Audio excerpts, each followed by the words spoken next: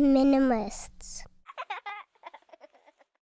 Chris writes in, is procrastination always a bad thing?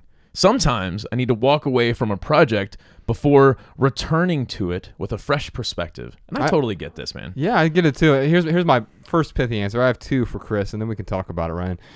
Don't let your amateur procrastination turn pro.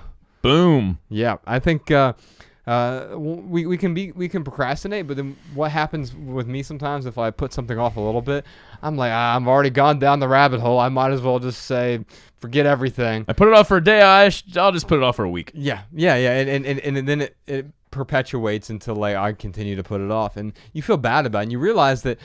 And once you finally get to it 2-3 months down the road, and it took you an hour to finish this project, you're like, wait a minute.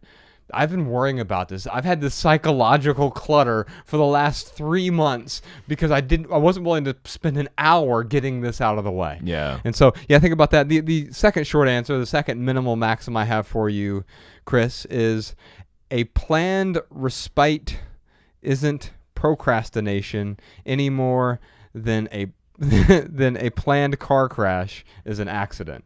I mean, if you plan to crash into a wall, that's not an accident. You did it on purpose. Right. And if you plan to take a little break from something, that's necessary. It's the interval training that we just talked about, right? Yeah, absolutely.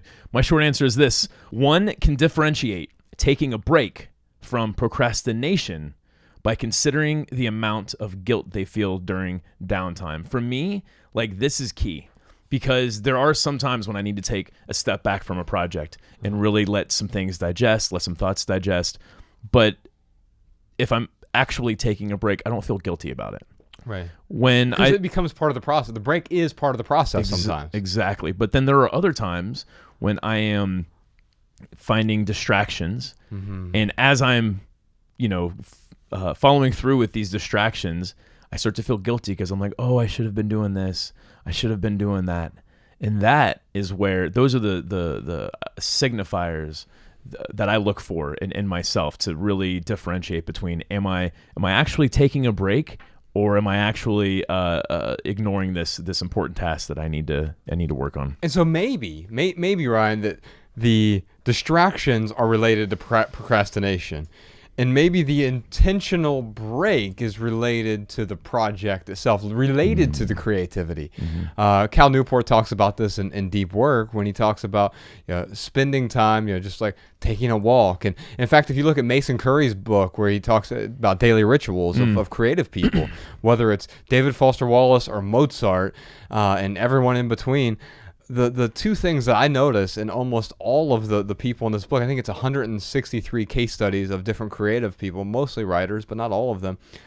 I noticed some sort of caffeine consumption, and I noticed daily walks. Oh, wow. And for most of them, I notice early working as well.